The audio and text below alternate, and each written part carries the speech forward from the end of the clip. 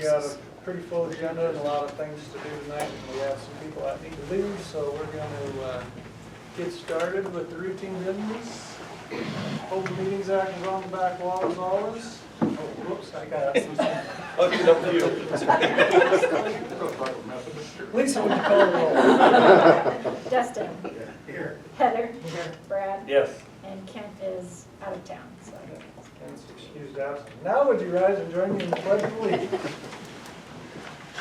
I pledge allegiance to the flag of the United States of America and to the republic for which it stands, one nation, under God, indivisible, with liberty and justice for all.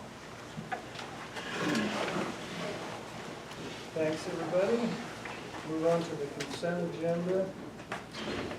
As always, you can approve all items with one motion or consider them separately as needed. I'll make a motion to approve the consent agenda. I'll second. Motion and second, any discussion? Call the roll. Heather. Yes. Brad. Yes. Dustin. Yes. Motion carried 3-0.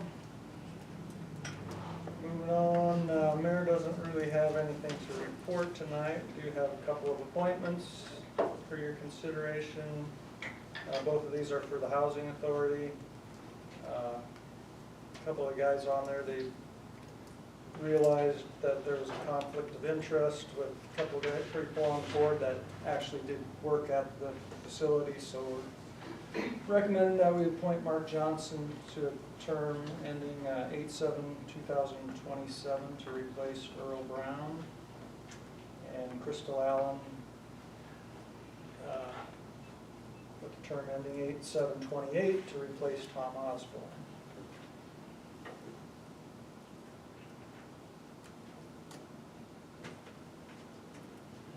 I'll make a motion to the mayor's appointment of Mark Johnson with the term ending 8/7/2027, replacing Earl Brown, and appointment of Crystal Allen with the terms ending 8/7/2028, replacing Tom Osborne on the Housing Authority 5-year term. Second. Motion and second, any discussion? Call roll. Brad. Yes. Dustin. Yes. Heather. Yes. All right, those appointments are approved. Move on to, we have a public hearing, so we will open that public hearing at 5:03. This is a hearing for a new Class C liquor license application for Yogi's Place LLC, 635 East 4th Street.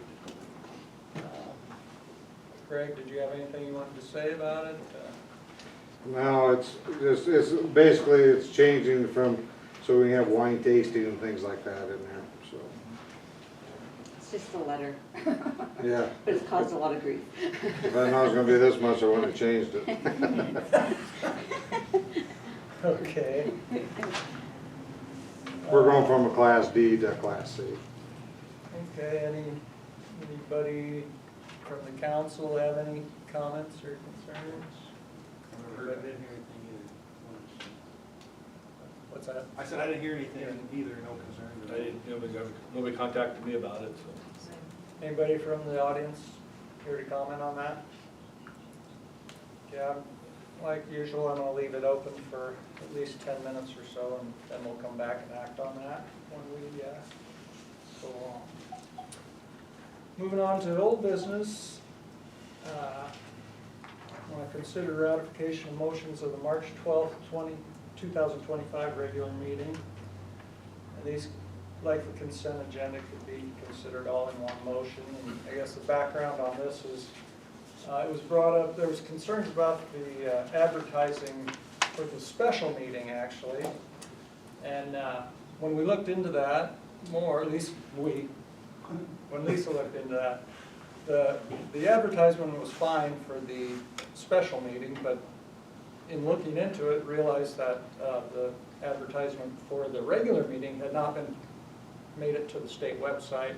And that's on our end. I apologize for that. That was our first issue, the issue that was supposed to go, and that notice and two others, I think, in our first issue got slipped through the cracks between the transfer from Old Star Journal to New Star Journal as far as what goes when. So yeah, well, that one was on us, and I think we called and let you know that it missed the notice on that one. So that was on our end. Totally understandable, no, not a big deal, we can handle that. We contacted our attorney and they said we can ratify those actions that were taken at the last meeting.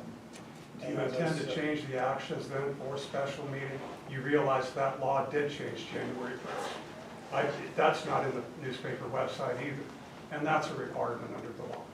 So both the special meeting and the regular meeting did not meet the new law that was established on January 1st. There was no decision made. In the special meeting, there was no actions taken. I don't care, you still have to provide notice of the meeting. Well, and it was posted. The requirement is it needs to be on the website. It changed January the 1st. I thought that one was on the website. No, that was not on the website either. Well, okay, well, we're gonna go work on this motion to ratify the actions taken at the regular meeting of March 12th. They're all listed here. Do we have to read all those actions? Michael had said it's like the consent agendas, Consent unless you want to break them out, but. Yeah, so it's up to you guys. You can ratify them all in one motion, or you can consider them separately. I'll make a motion to ratify the motions of the March 12th, 2025 regular meeting for 1, 2, 3, 4, 5, 6, 7, 8 things we considered to, as we motioned on at the last meeting and passed. Motion and a second. Any other discussion? Go ahead and call the roll. Dustin? Yes. Heather? Yes. Brad? Yes. Okay, that carried unanimously. I think I'm gonna skip ahead to the regular agenda here. We have Brittany Koenig from NPPD here with an update on NPPD activities. Welcome, Brittany. Hello. I'm gonna take one of these and pass them back. I do not know if we'll have enough copies for everybody. I always misjudge just how many folks attend. But I do have a copy for everyone of you. Tim's not here, so. Oh yeah, if you want to give his away. Yeah. That's fine. And I can leave mine with someone who doesn't get one too. My name is Brittany Koenig. I'm with the Nebraska Public Power District, and I'm the account manager for Ainsworth, as well as 16 other communities spanning from Ainsworth to Hardington. I also have some commercial and industrial customers also. So Ainsworth is my westernmost community. Every year I come out and I give an annual update on how things stand in the community of Ainsworth, as well as with NPPD. Some of you may not know this, but the city of Ainsworth actually owns the distribution system. The electric system in the city is owned by Ainsworth.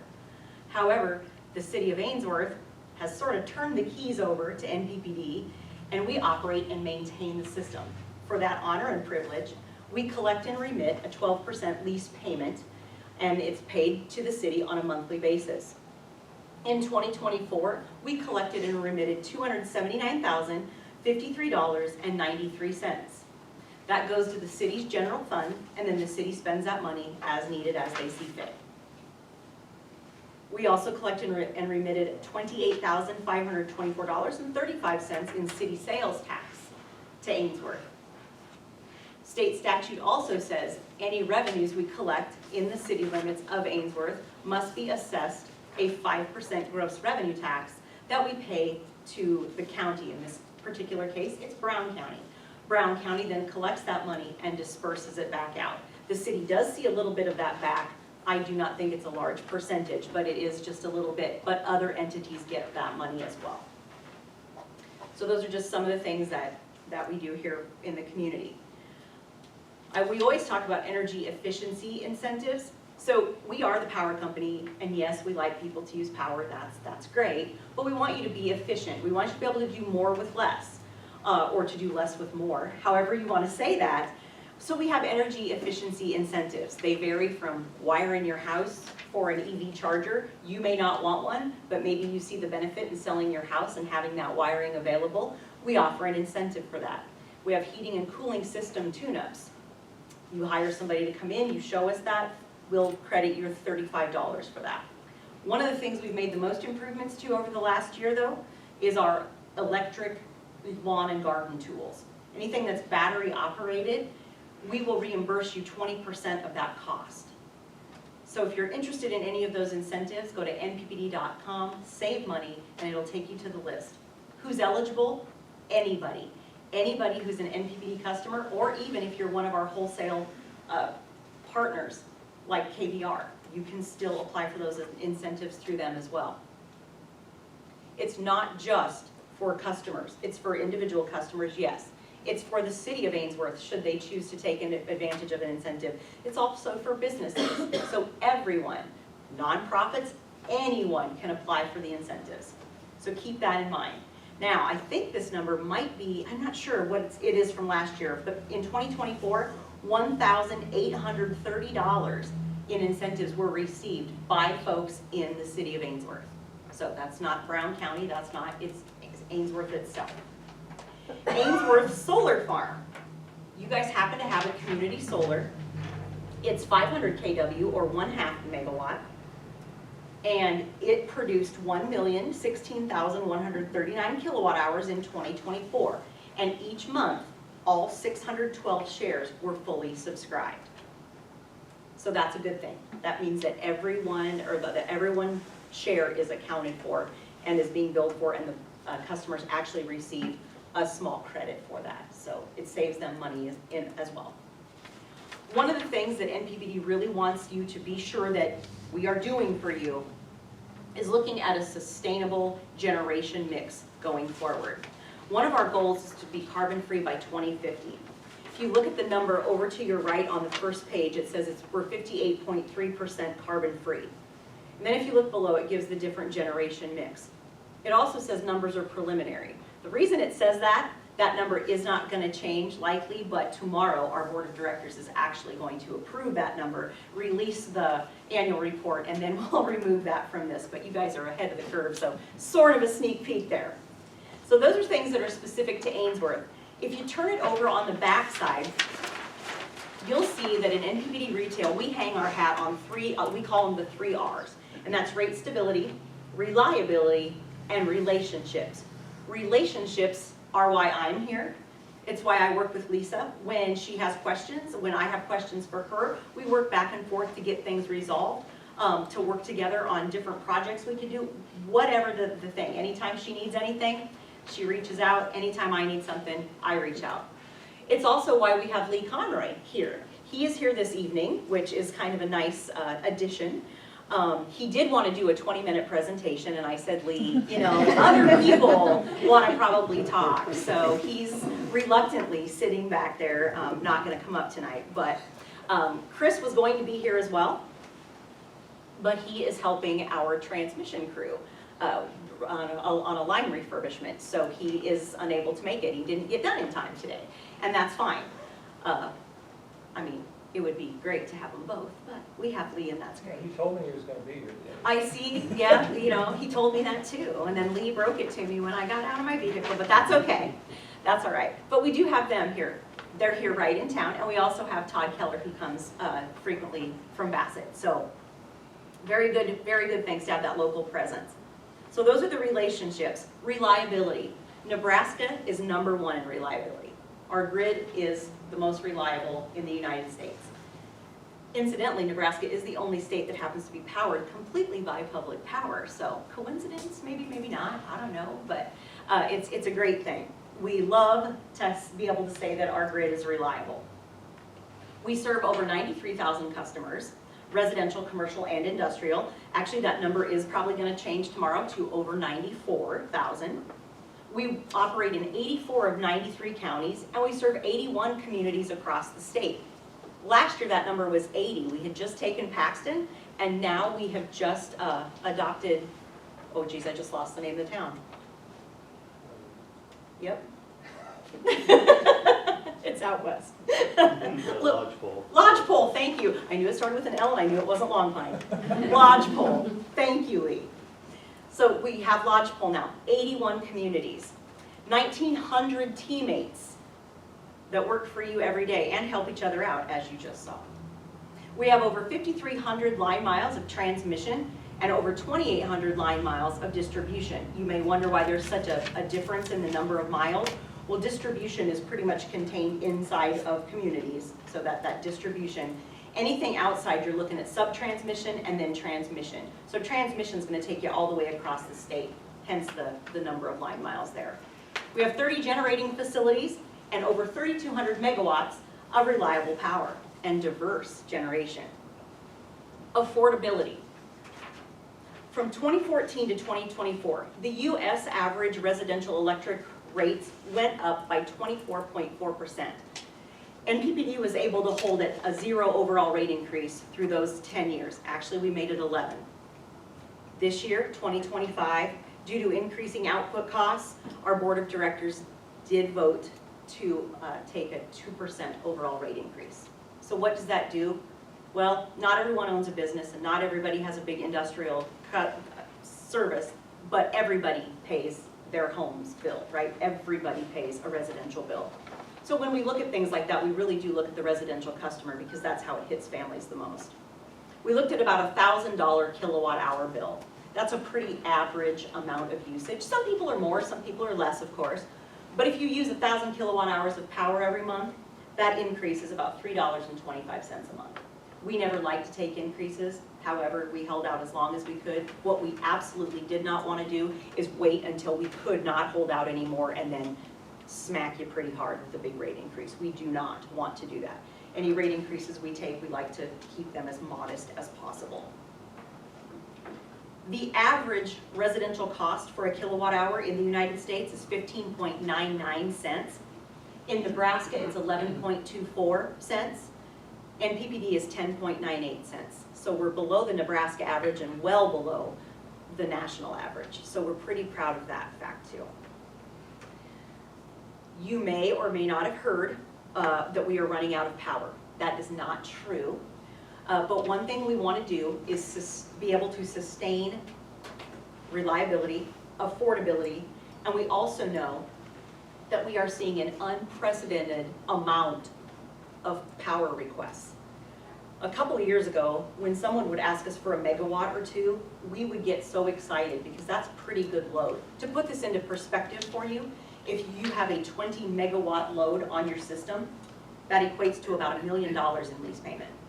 20 megawatts, okay, in lease payment. So cities are like, heck yes, let's see if we can get ourselves a nice big load in here. Any load is good.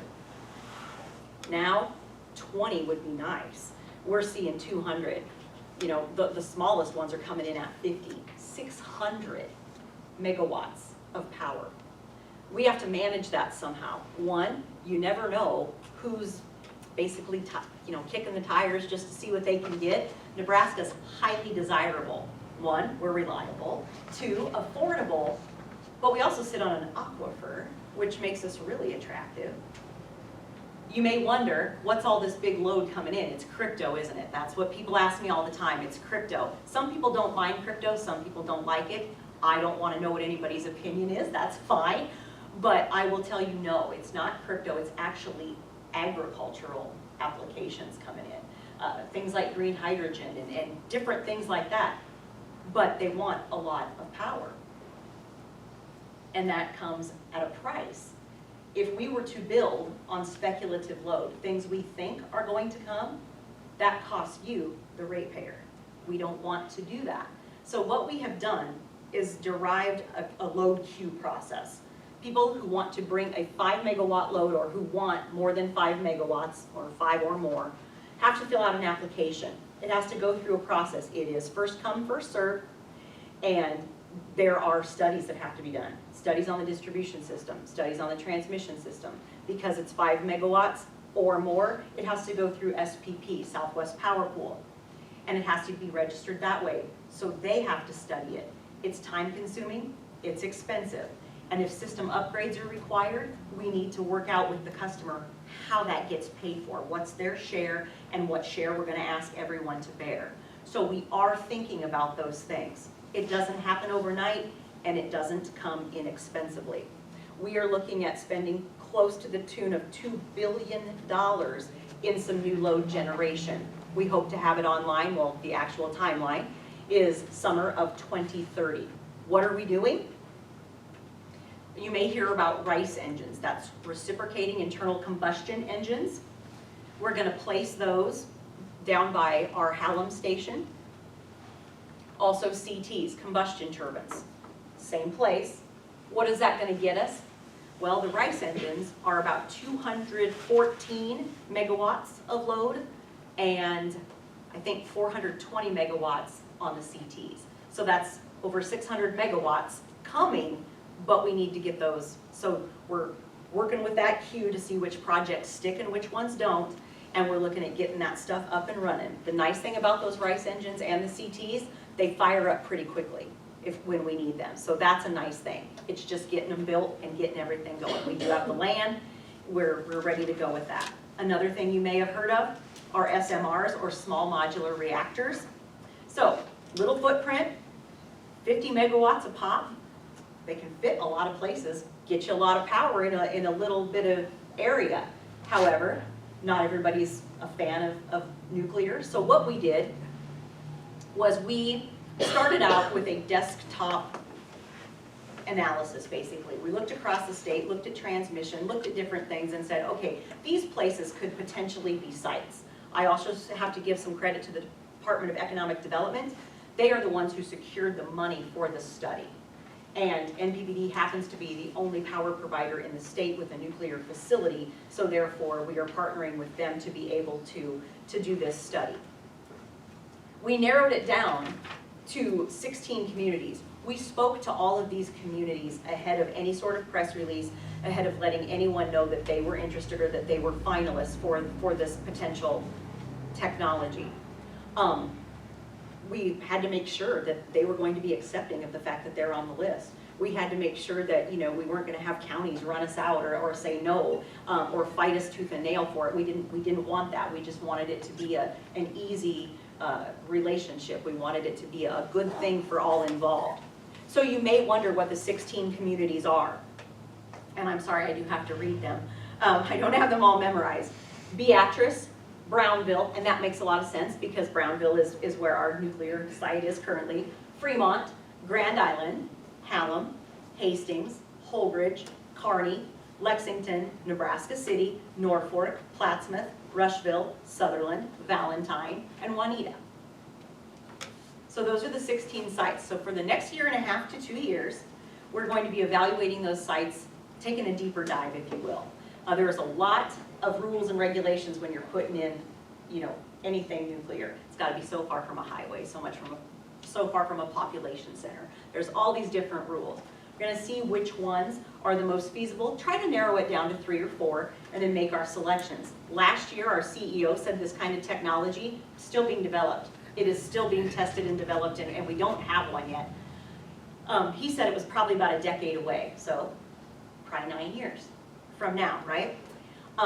He also will tell you we do not want to be serial number 1 on this thing, right? We do not want to be the guinea pig for this, but we don't want to be serial number 10,000 either. That's why we're in on the preliminary stages of it so that hopefully we can get it up and going right when we should and not when everybody else, you know, when we're behind the curve or way ahead and should have just held on. So we're hanging on for that nice middle ground to enter the market when we need to on these SMRs if they turn out to be a good feasible way to get some generation in. With that, I will ask you if there's any questions for me. Yes? What was the response of Ainsworth and Brown County to your inquiry? About, About, oh, we talked to Valentine and that surrounding area. oh, okay. Yep. Yes. With that, I do have one last question for all of you, and that is, how are we doing? and Lee is here to defend himself. You can certainly say something if you want to. I think you guys run an awful good organization, and well, I don't know, like I said before, Ainsworth's very seldom without power. It's, they're good. I mean, the guys are good to work with, and very, very happy to have you guys in our community. Excellent. Is there anything we could do better or differently? When you do the rebates, I mean, most of the, like, cause we got a mini split and took the rebate, and it was a nice rebate, but I think it needs to be out a little bit more. Not a lot of people know it. Most electricians know it, but as far as people, I think a lot more people go the electric way if they knew the rebate. Sure, that's a really good point. I know that we did the Home and Garden Show in Norfolk. You know, they used to be everywhere, and we don't hear about them anymore. You know, and that was a perfect way, you know, when there was home shows, we would attend those, and we would talk about the incentives. That would be the focus of our, I guess, our purpose for being there. And that's what we did this year with the lawn and garden tools. And incidentally, we did have a mini split sitting there, like a little example of one. One of our energy efficiency consultants got a hold of one that somebody was gonna toss out, and he made this nice little display. So it's funny that you say that. I can't believe that's great. We actually had 6 months that we haven't had to pay a bill. Wonderful. Well, I mean, yeah. Yeah, Yeah. because of the amount of the rebate.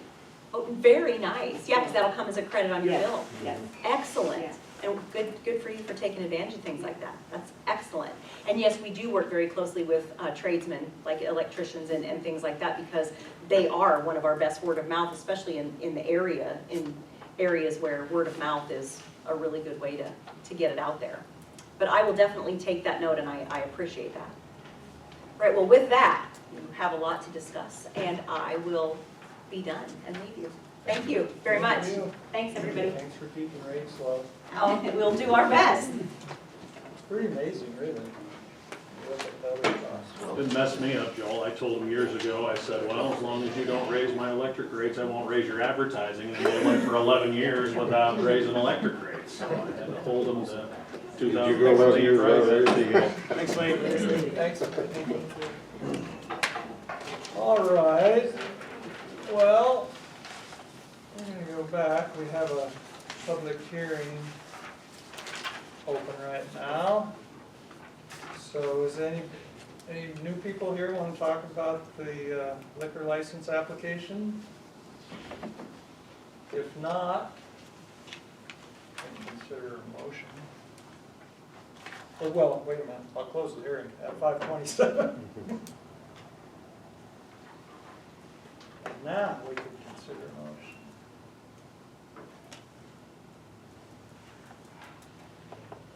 I'll make a motion to approve the Class C liquor license application for Yogi's Place. I'll second. Motion on the second, any other discussion? Go ahead and call roll. Heather, Yes. Brad, Yes. Dustin, Yes.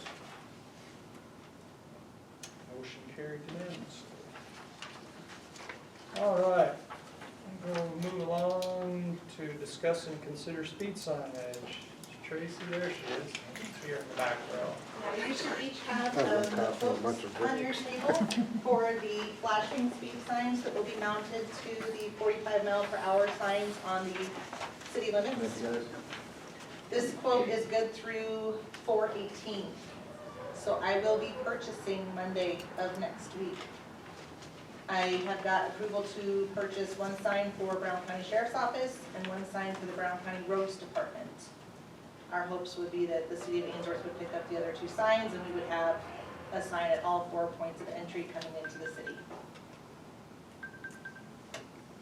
I have any answers or questions or anything that you guys would have for me?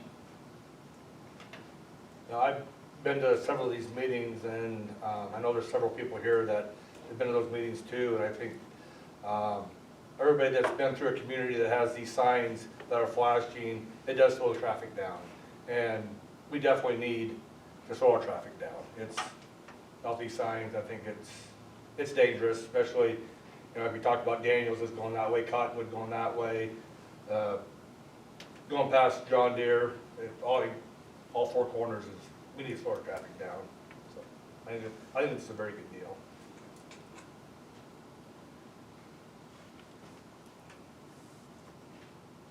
Any other questions or comments? Anybody wanna?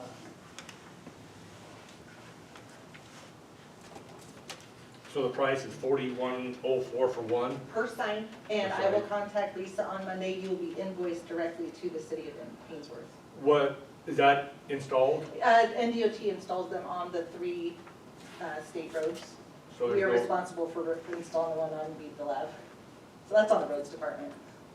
so there's no more, so that's all it's gonna be, Yeah, for 2 shipping and signs gonna be everything, yep. $8,208? And any purchases under 10,000, they'll waive that 2% fee, so that's exactly what it is, $8,208. Everything included. And Lisa has seen the invoices I've sent to her over the last 8-9 months, ranging anywhere from $4,300 to $4,700. This is the best quote that we've gotten, and so we're just gonna try to go forward with it. And I think you said that, is Rock County doing some too? 2, yeah, the Okay. sheriff's department is purchasing one, and the city of Bassett is purchasing one. We have that in our petty cash drawer.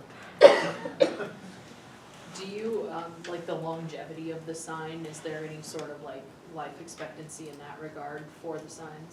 The maintenance is gonna be on DOT, they install it and they'll kind of monitor it, and these are actually a little bit bigger and a little bit more expensive than a couple neighboring ones, but you can see there where it comes with the Safe Pace Cloud Access. That's something that once you have the sign, then you can apply for future uses of those where you can actually store data, but you couldn't get that before you had the sign, so it was kind of a catch-22 on some of that. So that gives us options in the future to get more use out of these signs. And kind of once you have them, you can replace them and do more with them, type deal.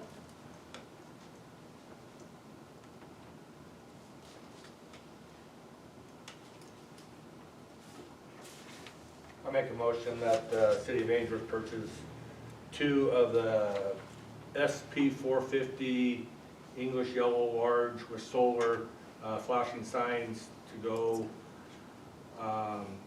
west of Ainsworth and, where's the other one? You can do Highway 20 east-west or Highway 20 east-west. I'll second. Motion and a second. Any other discussion? Call roll. Brad, Yes.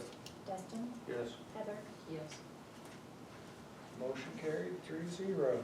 thank you. Thanks, Tracy. thank you. Next, we'll discuss and consider proposal from Tower Alliance to purchase the existing cell tower lease from Tower on North Main for $170,000. And this is something that was proposed last year at some point. And What do you think this was all over with? they came, well, we had a lease agreement, but now they're wanting to just buy out the lease. So they approached Michael and For some reason, I thought we was all done with this. I think maybe the last time we talked about this a year or so ago, they might have also proposed a buyout, and we did not take it then. We went for renegotiating the lease instead. Current lease is like $785 a month. It's got a 3% escalator per year. And I think we got like a one-time $7,000 payment by renegotiating it at that time, which wasn't that long ago. I think it was last year that we. Yeah, I didn't think it was, yeah, not long ago, we going through all this again. This is the same company that Same entered into the company. long lease, now they wanna buy you out of that They wanna, lease. basically, as I understand it from Michael, the buyout basically means they can have the tower there, do what they want with it in perpetuity. Could be 5 years, could be 50 years. it's Like just on the the space tower. It's just the Space for tower. tower, not the The lantern. city would still own the land, it's just we take this one-time buyout instead of getting a monthly lease payment. So not considering the escalator, but if you just kind of divide out your lease payments, it's gonna be around 15 years, give or take, if the lease never changed over They can't add another tower, right? They can't add another tower or anything. I don't think there's room to add another tower, it's pretty tight where they are. What if that one? But we still own the land. We don't They really- own the tower, They own the tower. so we don't have any responsibilities for maintenance of the tower. So if they wanna put other stuff on it, they can because they own the tower, but they can't put another one of us without coming to us because we still own the land. What if they need to replace that tower? Then does that void this contract? That I'm not sure, Do we have to start over? sure about that. Michael was telling me that, hopefully I'm not stating this incorrectly, but I think what he told me was the city of Atkinson had discussed this a few years ago. They also have a cell tower with the same company as their lease, and they took the buyout option, and he said the reason they did it, because they were banking on the idea that in 15 years or whatever, cell towers are gonna be non-existent. That it's gonna be some newer, better technology, and so they might actually get more money out of it by doing it this way than putting out these payments. So that was their apparent line of thought at that time. $170,000 is appealing, but, we discussed this last time that, more likely 15 years from now, or even 10 years from now, this whole table up here might be different. They'll probably say, what in the world were those guys thinking? What's the current lease for? What's that? 780. No, I mean, how many years? Oh, I think it was like 25, It's long. but- Yeah, because they added to it. and we negotiated in that escalator and some different things, but it lengthened the lease period. Leases that tower on your property insurance. In Yes. case it would get blown over, it would be covered by, Yes. to replace it. But with going this, we probably won't see it on the agenda again.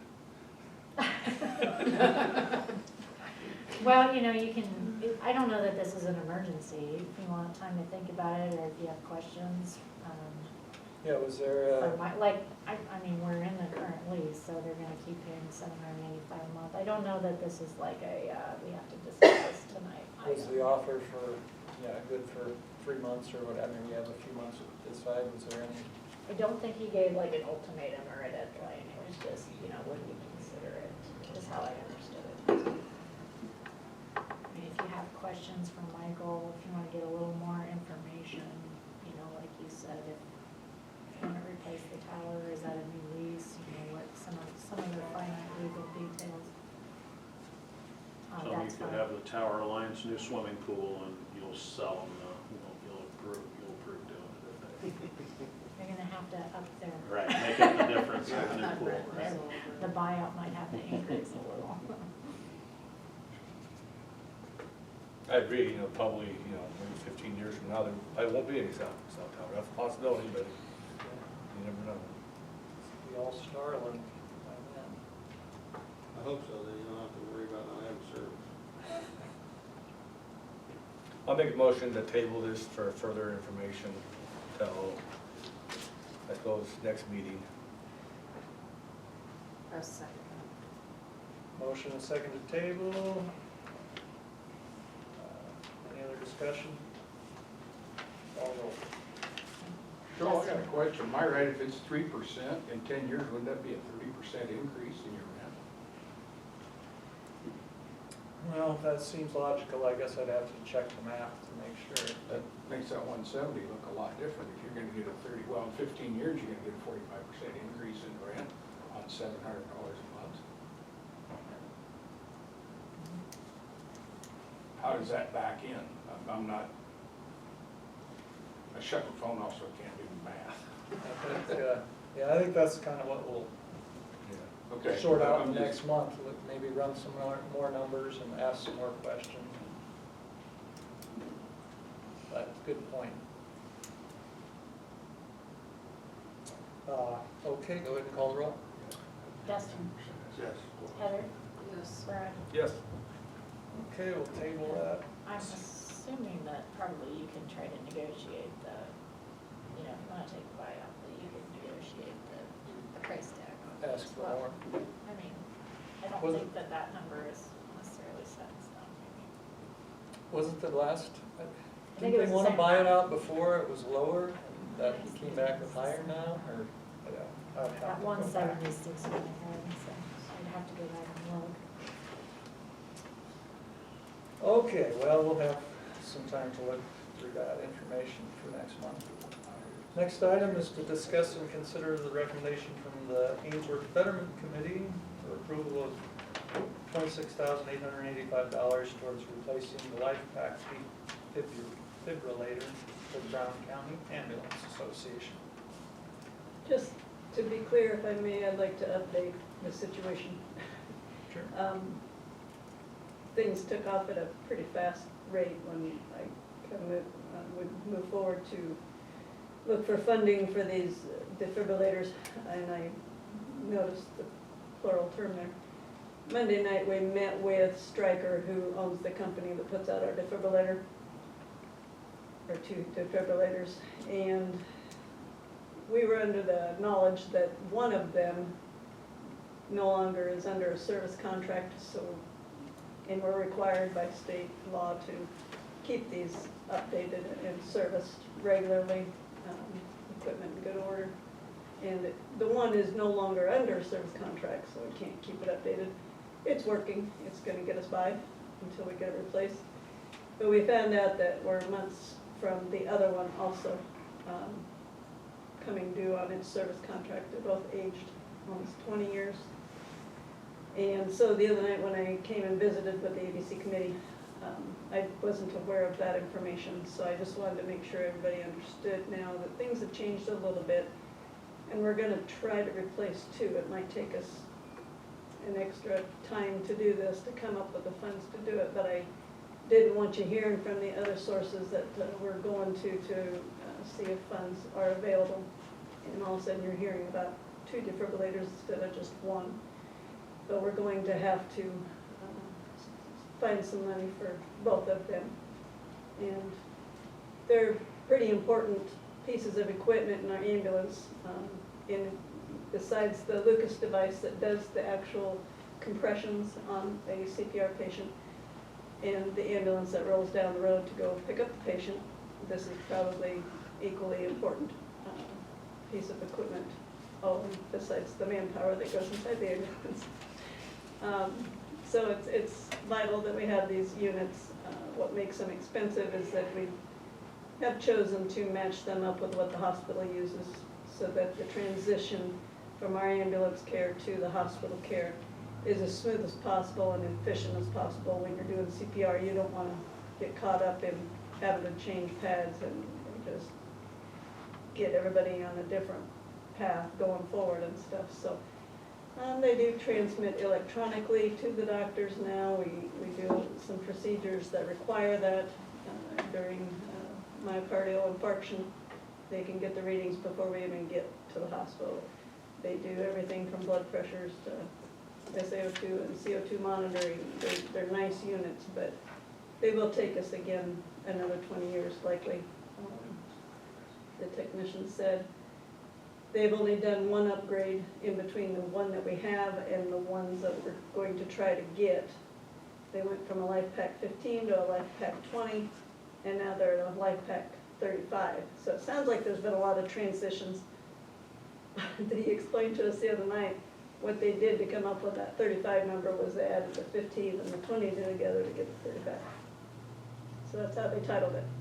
So I don't want you to think that there's a whole lot of defib units out there that will just keep wanting another and another and another. We do intend to keep these for many years and keep them in good working order, so. Any questions?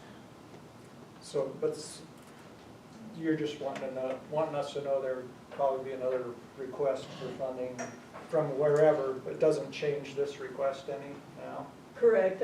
We're going to be needing, the initial request that I went to the committee with the other night was 51,000 total, for whatever they would deem reasonable to help us with if they did. But now that number is sitting at about 96,000 for 2. So I just wanted to be fair and not, let y'all know what the reality of it was, so. Okay, thanks. Dave, did you have anything Well, from the committee?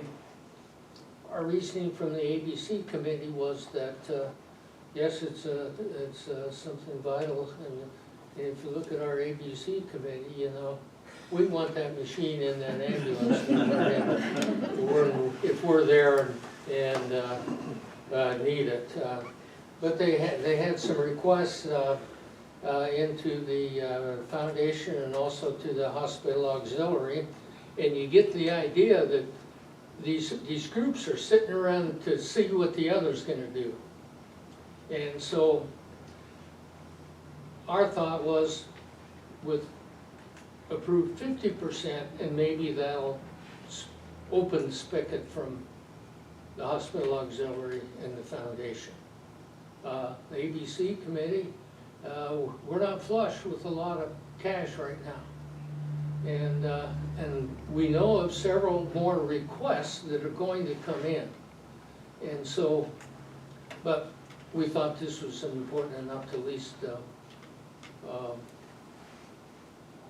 get the ball rolling with 50% of their request. And I truly appreciate that. I don't want you to think that I'm here changing my number on you, Dave, at all. Yeah, I understand. I just wanted to make sure that it was transparent. So Right. that's all. Yep. We're very grateful for the proposal.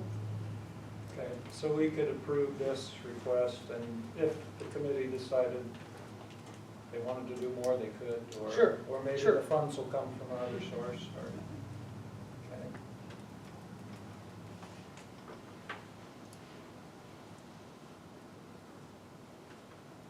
Any thoughts, any motions? You want the actual motion or actual amount in the motion? Okay. I'll make a motion to approve $25,942.73 to the, 26,885, That was a different amount than in the agenda, but 26,885. what? I was going off of the 5185. That's right. Okay. Sorry. Approve, make a motion to approve the amount of $26,085 towards replacing the life pack and defibrillator for the Brown County Ambulance Association. Second. motion and a second, any other discussion? Then call roll. Heather, Yes. Brad, Yes. Dustin, Yes. Motion carried, 3-0. Thanks, Ann and Thank Dave. you very much. All right, move on to discuss, consider policy regarding donor levels for projects and naming process. I think this is something we, don't remember when, it's been several months ago when it was brought up and no action was taken. And at least they've developed a little framework that I hope you had a chance to look at. And any thoughts?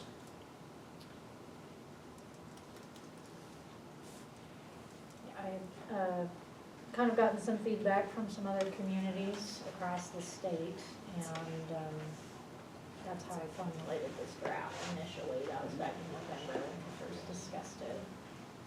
So if there's something in here you don't like or you want to change, it's, like I said, it's just kind of a compilation of things that I found that other communities are doing. I figured it must be working since it's in their policy, so. But I don't know that it matters necessarily as long as we have some type of policy. So if there's something in here you don't like or you want to change, there's no reason why we couldn't do that.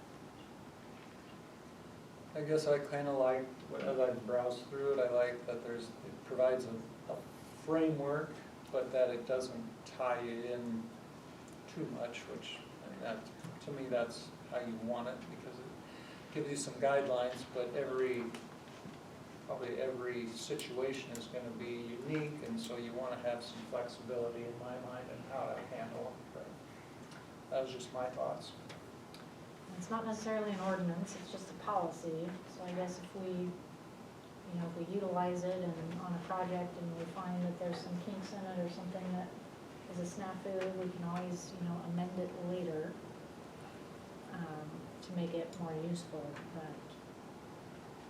Yeah, I think it originally came up because Kristen had some contacts that, because we didn't have a policy, she didn't know how to answer it. And as long as we had a policy, then it's in place and she could give an answer and move forward with some things.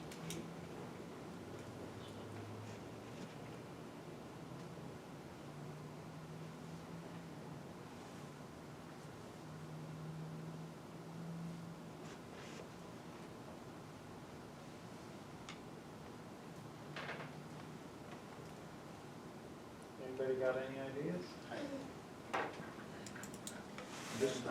Yeah, I think we needed to put something in place, just as long as it's not an ordinance and stuff, there's no reason why we shouldn't go with this policy here and move forward, and if we, like I say, if we said if we need to change it down the road, it'd be easy to change, where it's not an ordinance or anything. it's just an administrative policy, financial policy. I'll make a motion to approve the policy regarding donor level of projects and naming process. Second. Motion and a second, any other discussion? Call roll. Brad, Yes. Justin, Yes. Heather. Yes. All right, motion carried unanimously.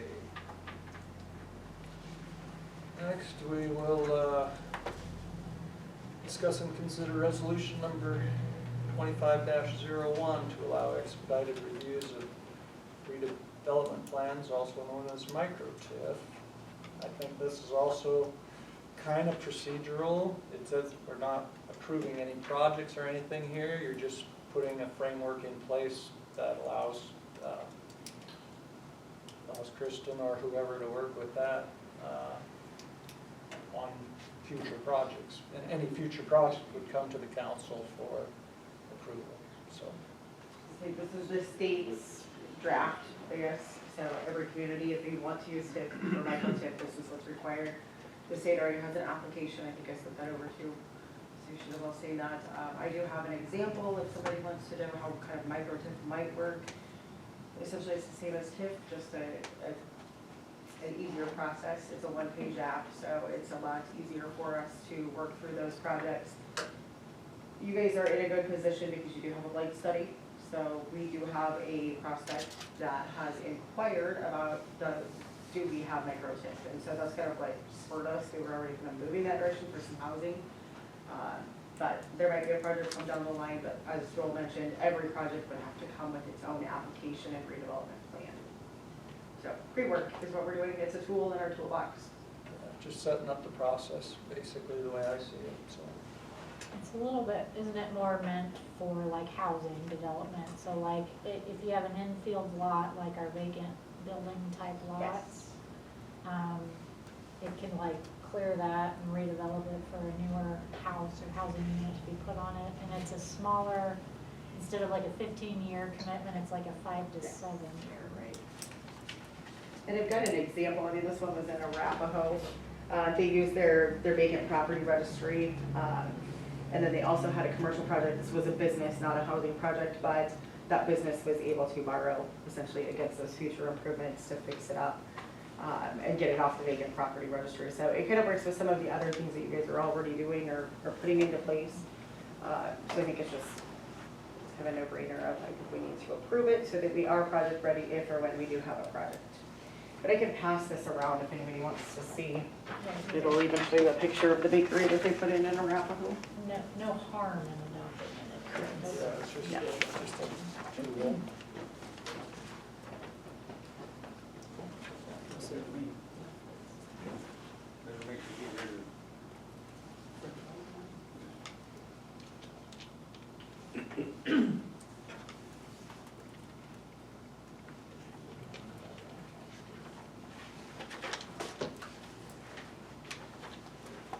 I'll make a motion to approve resolution 25-01 to allow expedited review of redevelopment plans, also known as micro-TIF. I'll second. Motion and a second, any other discussion? Call roll. Dustin, Yes. Heather, Yes. Brad. Yes. Motion carried 3-0. Next, we'll discuss and consider an authorization to submit an application for the Advancing Nebraska Communities Grant. So we'd actually talked about this at the last meeting. It came in right before the city council meeting, so it wasn't on your agenda formally. And this is part of why we had that donation policy put on there, because if we're to apply, number one, we have to have 60% of our total project cost raised. But the second is that they're going to prioritize public-private partnerships. So NCDC has written applications for this grant before and they've been successful. So I think we should look at this. I think last month we were talking pickleball. You guys can tell me which project you want, but if you are to apply, it's due in May. And you will not have anything until fall. So the payment would actually be dispersed sometime after September 1. So it's not a quick turnaround by any means, but essentially those funds are out there. Like I said, we kind of thought pickleball last time. I do know I was asked about the golf course. Would they qualify? Golf courses do not qualify. Schools do not qualify, so it's essentially cities and counties, and I just actually texted Ann because maybe we could have submitted an app for that EFIB. I don't think the city can have 2 apps, so, but maybe that's something that we could go to the county and request, or something along those lines, maybe to help that out. So I guess that was my question is, do you want us to apply for pickleball? If so, I need authorization to do so. It is an all online portal, so the city would have to have their own portal, because mine is actually already set up for another project. So I just need to have access to your portal to be able to submit it. You said the money wouldn't be available till September 1st? Yeah, with so the- your timeline, the review process begins in May of Okay. 2025. And then funding announcement is sometime after August 1st. Well, So after August. we're looking at fall. Now, this last year, I did have a project that was funded, and honestly, I can't believe that happened, but they actually received their $100,000 check before they even got their contract. So it's a pretty straightforward grant. It's not, it is not federal. It's, it was pretty loose. They were very easy to work with. So I would highly encourage you to apply for something, I guess. Is this a private foundation or a state No, it's program? private. Was Brad's pool? A pool would qualify, but you're only eligible to apply for up to 250,000. And I don't think we can build a pool for 250,000. So even at 60% of our total project cost, that probably doesn't work. So you couldn't do any of the work prior to authorization? Yeah, and where we had kind of talked about pickleball, it had been essentially broken down into like a phase 1 and a phase 2 as of last fall. So where the application was submitted to the foundation this month, or I guess last month, March, maybe that would be something that those two, maybe we can finish that phase 1. And maybe this app becomes phase 2, which would be your Court usually stuff. your court, your Versa court. Yeah. The surface, like we could do this, the Yes. concrete part, and then go through the surface. But then write it as, our total project is phase 1 and phase 2. This is our end game of, this is what we would like to do is the total project, but as of today, we're right here, we're committed with the 107 from ABC. We have the application pending from Foundation. And I think it would be very wise of us to go try to solicit some private donations to increase our score a little bit. But Any other questions?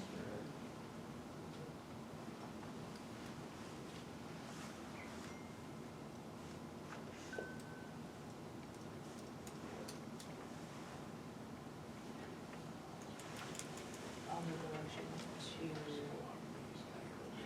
authorize the submission of an application for the Advancing Nebraska's Communities Grant. Second? Motion and a second. Any other discussion?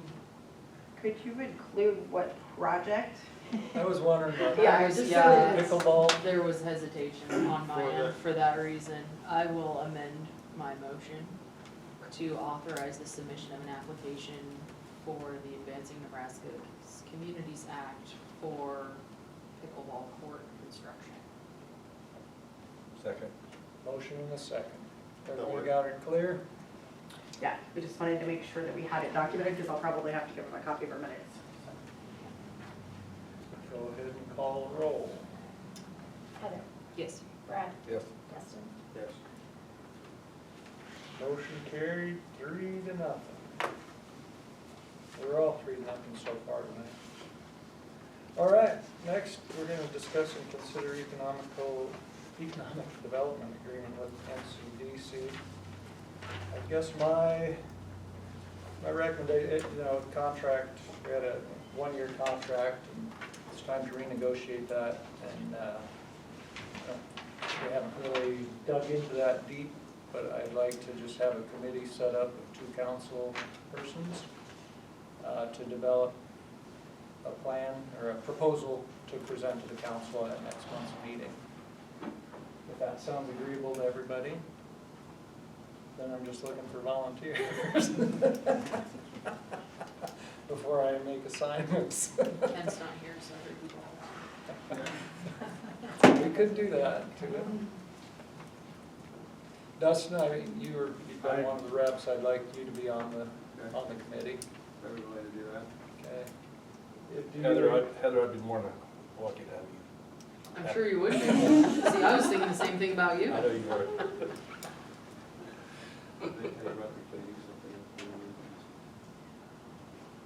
I should have talked to Ken about it. As I say, Kent's pretty familiar, I think, if you do wanna, I think he'd be fine. I don't know, but I don't wanna speak for Dustin, but Kent's pretty familiar with I did, that's what I was thinking, he'd probably be a good choice if you guys absolutely, I can appoint him to it.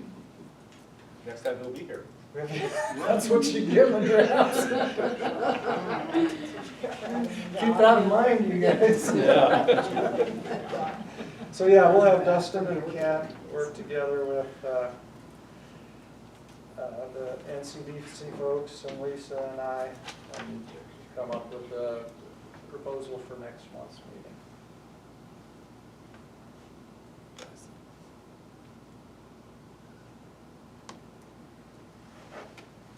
He's gonna be so happy. All right, I think we skipped over one item that we'll go back to now. And that will be under old business. I think I skipped it Right above the regular agenda.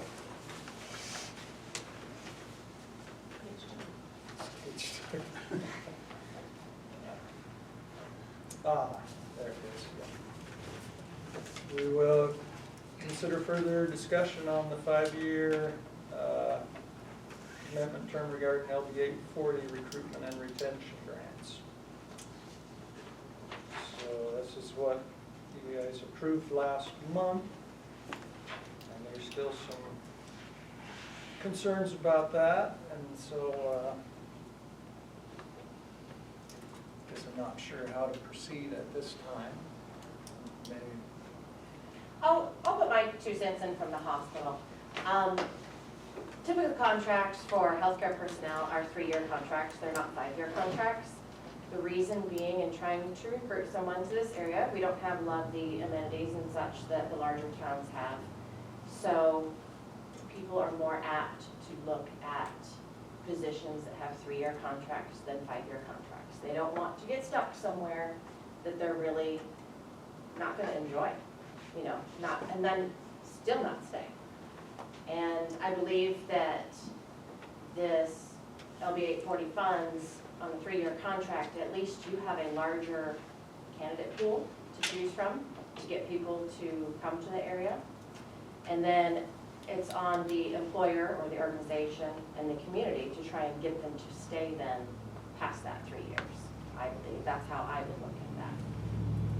We do, as a hospital, we do other funds as well. The state has student loan repayment, the SLRP program, and we have to have matching funds for that. That helps pay back for their student loans and such. Right now, they're looking at pulling some funding from that, and so they've got, last article I saw said there was 30+ providers that might get their funding pulled if that does go through, so we'll see what happens there.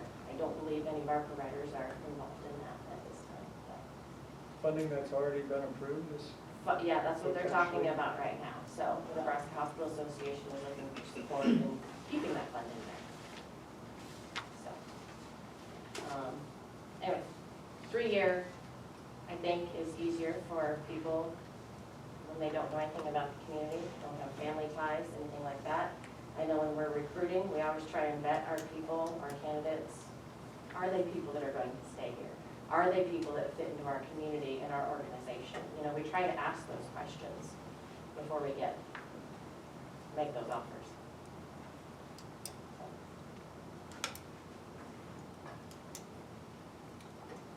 Yeah, and I understand that, and I guess I would just say that I think each recruitment and retention that's happened in the past, and anything that happens going forward is unique.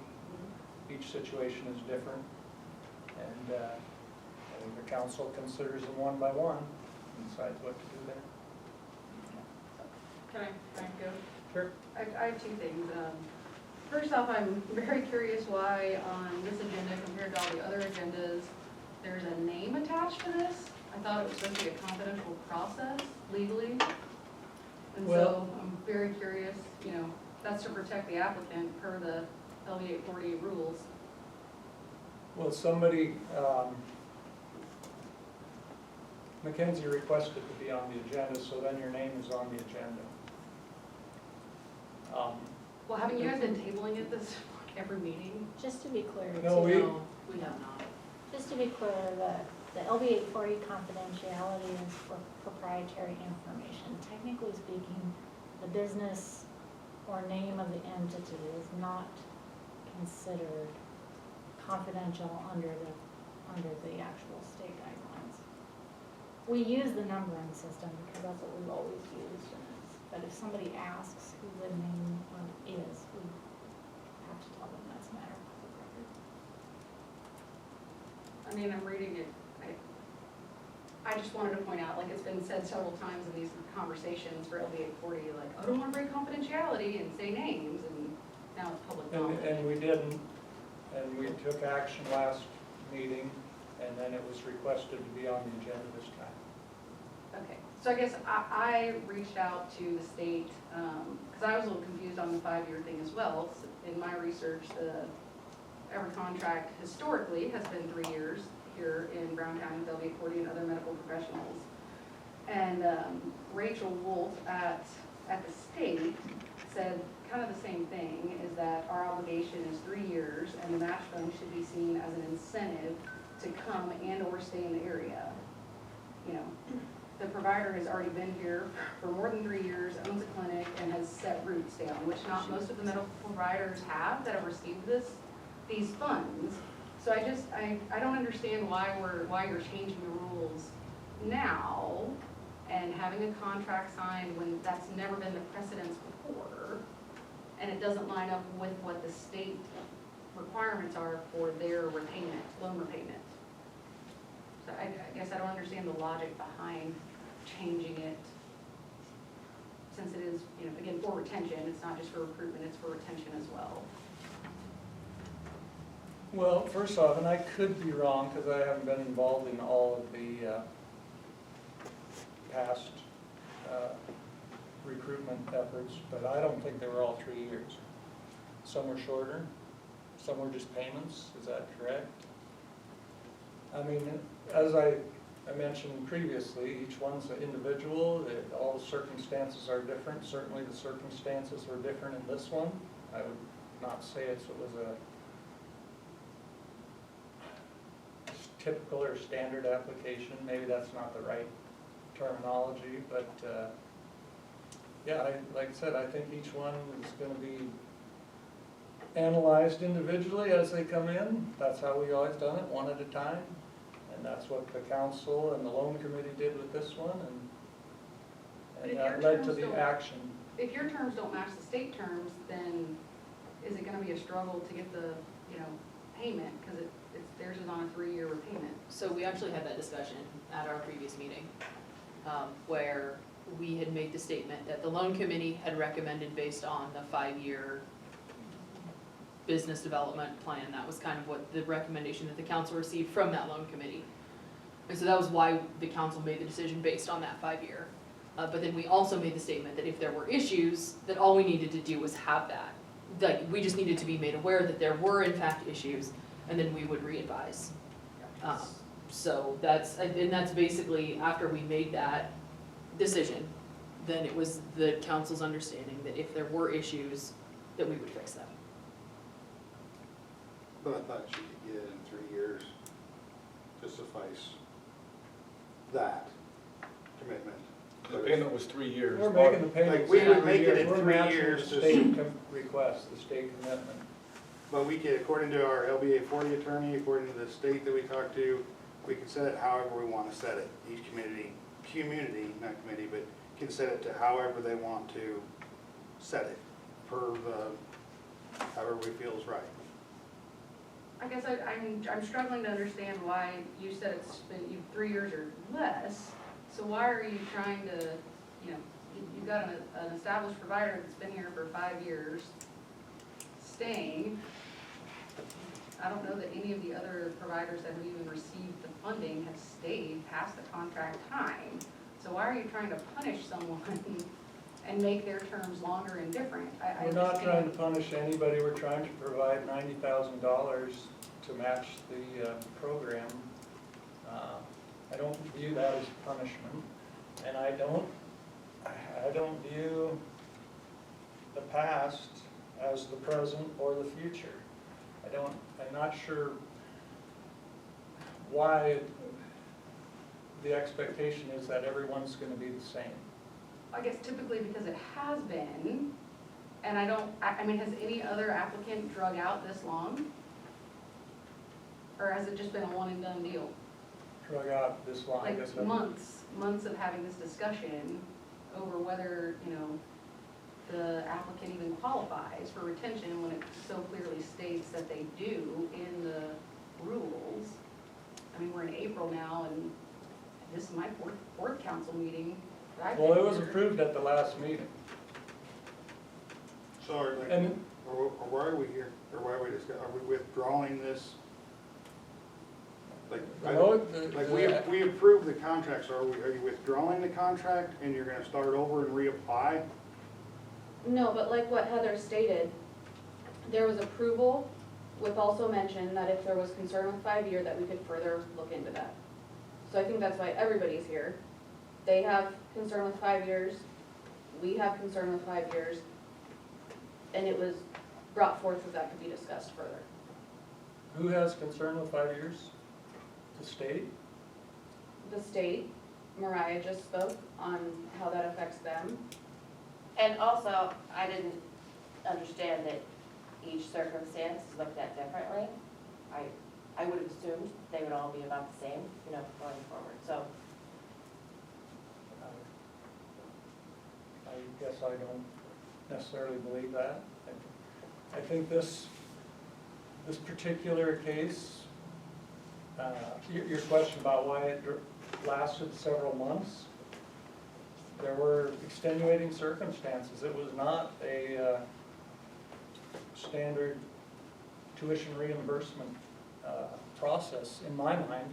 And maybe you guys feel differently, but I think there was a lot of other things going on that weren't the same as in the past. Yeah, this wasn't, I mean, we had to have meetings with our LBA 40 attorney just to make sure we could even legally do this because of the circumstances. I think you need to look back at like, this isn't, hey, this person's coming to town tomorrow or maybe tomorrow. This is this person's been here for 6 years. So does it even qualify? Can we even legally do this? So yes, it took a little bit longer as far as the process to be okay with it, or to make sure it was okay with that. So yeah, I apologize for taking a couple months, but I don't know how else we were supposed to do it as far as making sure it was okay, because like I said, this isn't, hey, this kid's in college and we want to bring him to town next year or next month. This is somebody that's been here for 6 years, has, you know, owns the business. So you're talking like, to me, that's originally first dug into it, the attorney said, no, that doesn't qualify. She owns her own business, she's been here for 6 years.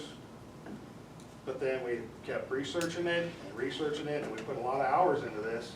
And to sit here and say 5 years is too much, after the hours and time that we put into it, is kind of offensive to me. Because, like, we tried everything we could to make sure we did it, and this is what we agreed on, and I don't know what we're here for. Is there an issue with the match not being exact with the state? Yes, there is. Do you have some documentation you can show us? Because I would, if when we we approved discuss it, we that said we would. documentation, I would love to go into executive session, if that's okay.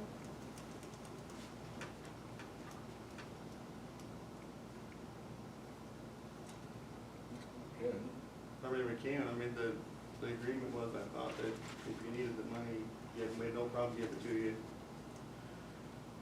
To the person in 3 years, that's no problem, but our requirement as a city, not the state, was 5.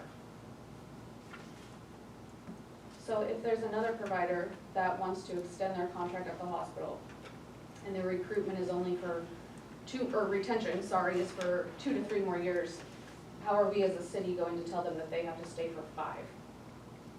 Because with the SLRP funds, like Mariah mentioned, you get 3 years of repayment initially, and then you can apply for another 2 to 4. If the funds are available. If the funds are available.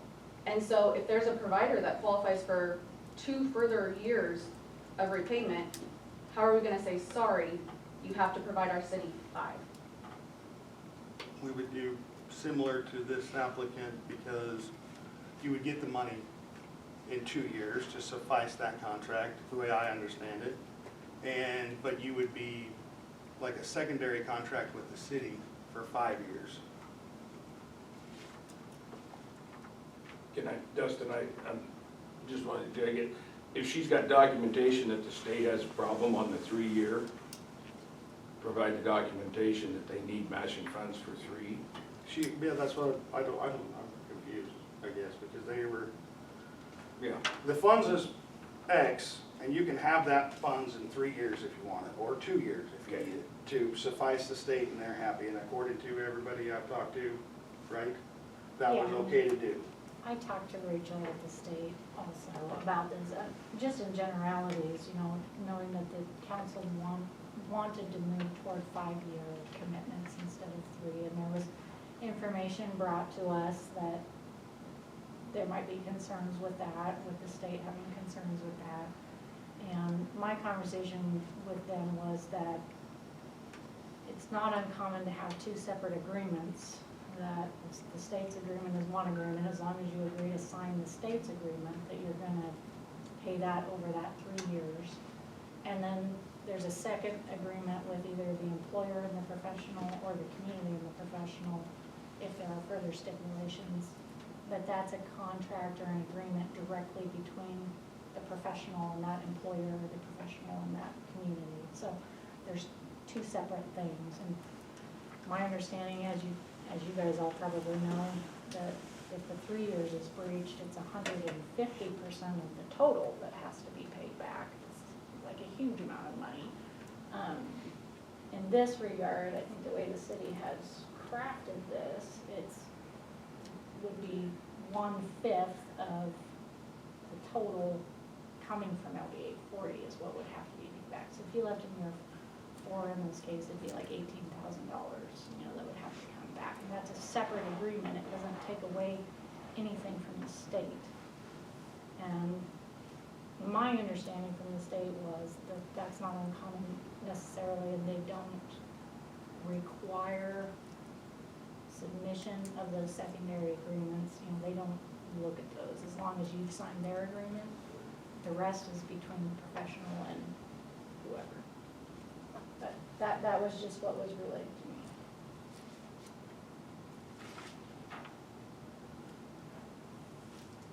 So are you guys ever gonna consider streamlining and making the same contract for all medical professionals?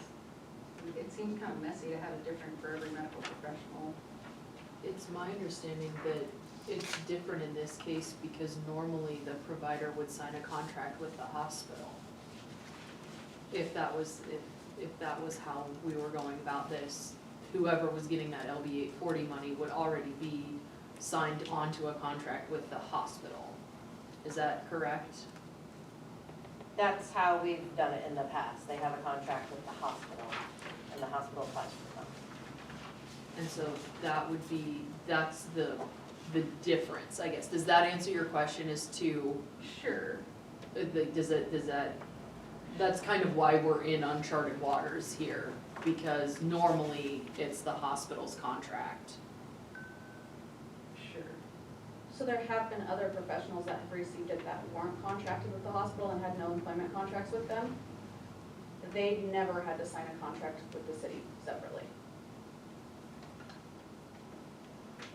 I know going forward, and you look at the past, you know, we sit up here sometimes and we think, okay, we gotta do everything the same. It's almost impossible to do everything the same. Because like I said earlier, you know, 4 or 5 years from now, this whole table might be different. The loan committee might be different. So we have so many hands, even the person administrating might be different. There's so many hands that's gonna be involved in it that are different, that they might have different ideas, and they might say, no, we're gonna do it this way. The next one might be totally different than what this one is. To try to do it, every one of them exactly the same, is almost impossible. Not everybody's situation is the same. I think, honestly, I can't speak for the loan committee, but I've sat in on all the meetings, and my impression, or my opinion, I guess, of those discussions is that generally speaking, and not just for this particular application, but all applications, facades, business loans, individual or business individual context is important. Sometimes they, you know, depending on the needs or the situation in the community, sometimes those contextual keys play into sort of the package, if you will, of what's offered. You know, the balance of the fund. There's a lot of pieces that play into, you know, what those recommendations come out, if there's risk, you know, with things, maybe all of these things are assessed by the loan committee.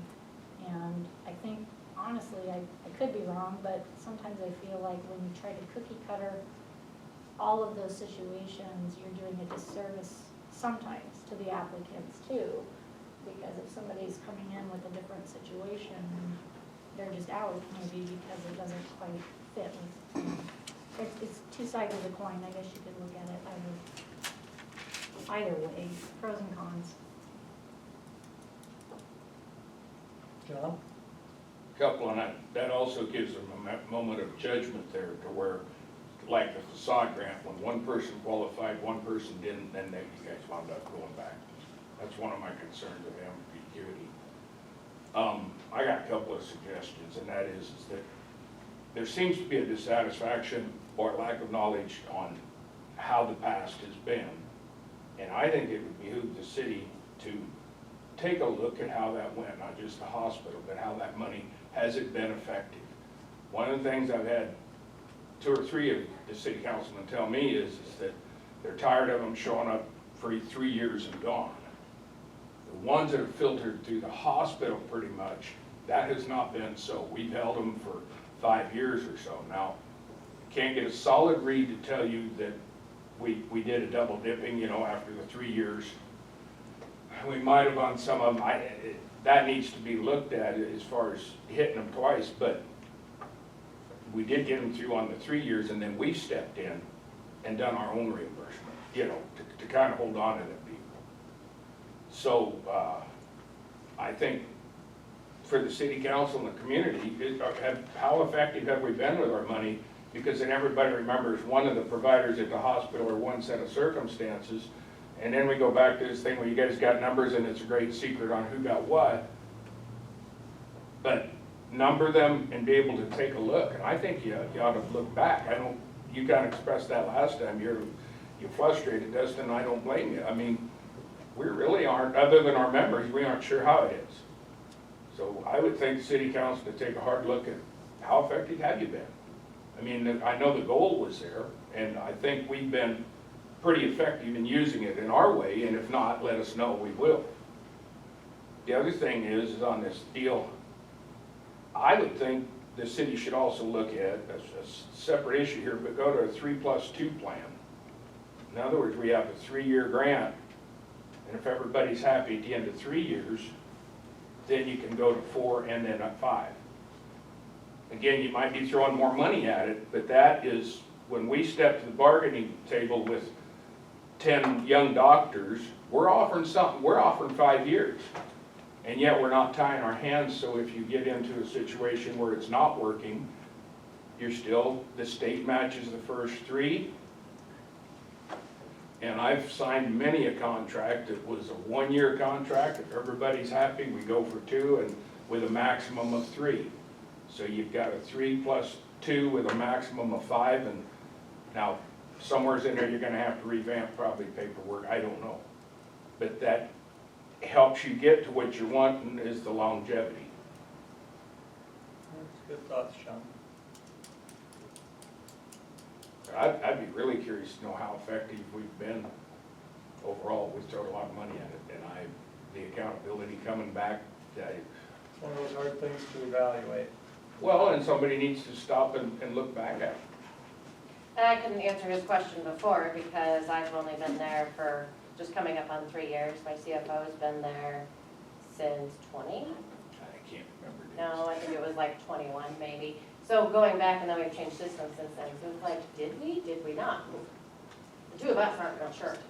And I asked a question, and the CFO spent his time trying to find it, and I don't agree with his answer, but I'm going off my memory, and that's fading, so, you know. And in the grand scheme of things, you know, what we need to look at is these providers are scarce in all these fields. And if we don't have a program to offer to the providers in these fields, there are many communities that do. And that's, having this program even available helps this community. It helps us keep to where we're not driving to other communities for these services. So in the grand scheme of things, everybody in the state is competing for a limited number of these professionals and these providers. And if we don't offer the incentive other communities do, and we will be driving to those communities that do to have those services provided for our residents. It's how I agree. I've been in this a long time with development.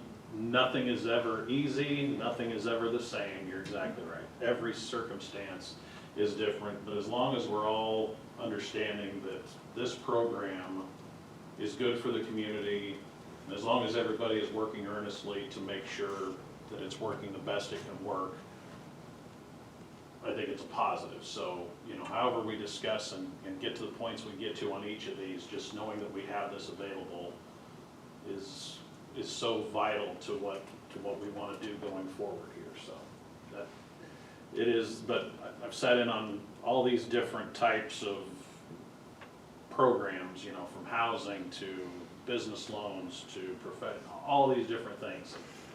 There's nothing, there's always some messiness to it, there's always some, well, this circumstance isn't the same as that.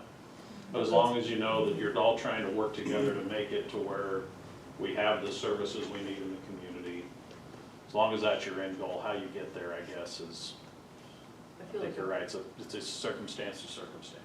I feel like a part of what makes this whole thing messy also is the fact that we've already had this individual as a provider for so long. I mean, just that adds to the depth of the water. Yeah, I was thinking before Greg started, and he kind of reinforced the thought I had, was that, you know, if we tried to do these all the same, I would have to say, if we were going on the past, this one would probably not have been approved, because it was unique circumstances.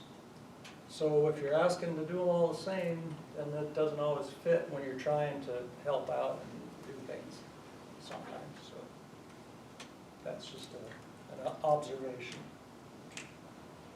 I would also add that as we go forward, the 3+2 or that, I'm not sure how much of an advantage, or if that is really kind of, I want to say the golden Willy Wonka ticket going to the doctors, but to reevaluate and look at how we position ourselves so we do look attractive on the financial, because other communities have very deep pockets and a lot deeper pockets than ours. So how do we position ourselves And I'm just speaking from the hospital side, that how do we make it so when we're sitting there, we're saying, look, we're gonna give you 5 years. You sign up, you get 3, and then as long as everybody's happy, you move on. I think that hands us a little bit better tool working forward, but haven't had a long time to, and it's not been before the board or anyone else. That's just my opinion of it. Brian, I've discussed it. That was an interesting idea. Yeah, how do we enhance what we're doing? Be more effective, because that's what I think part of it.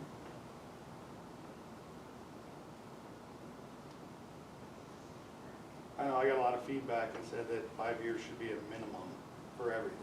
And I know that doesn't work for you guys in the hospital and trying to recruit, but as far as the community members, this is probably the second most one that anybody's ever talked to me about, wanting information on it. Of course, they didn't give any information, but they're like, I think 5 years should be a minimum because doctors come, doctors go, doctors come, doctors go. You can't even hardly build a relationship with them, and they're gone.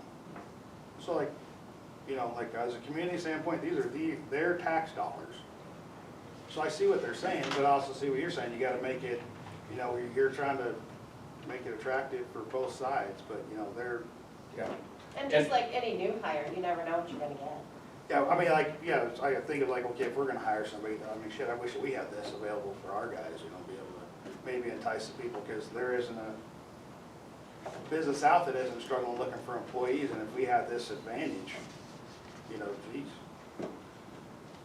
I agree, it'd be nice. The problem is if you go straight with a 5, then you put us, you're tying our hands pretty good at the initial. Right, So that's why I think it's every situation is a Yeah. different But why situation. is this situation 5?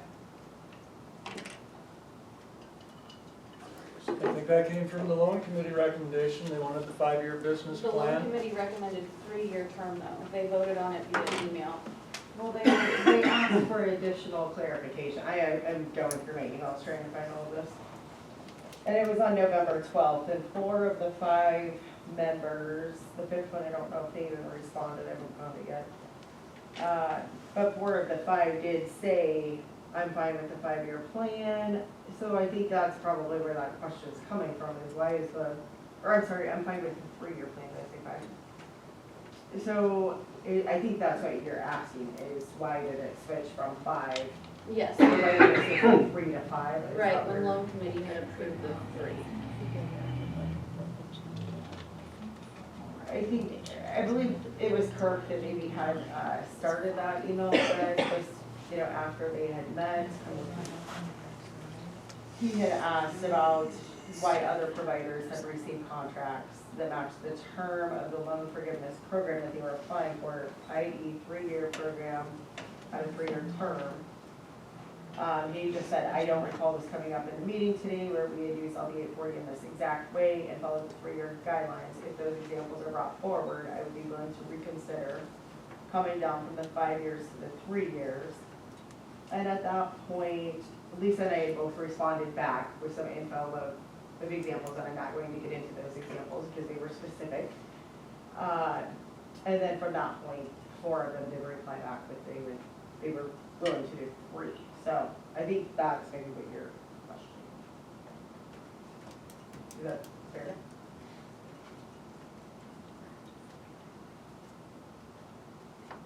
Let's see, I do pass email around. Well, regardless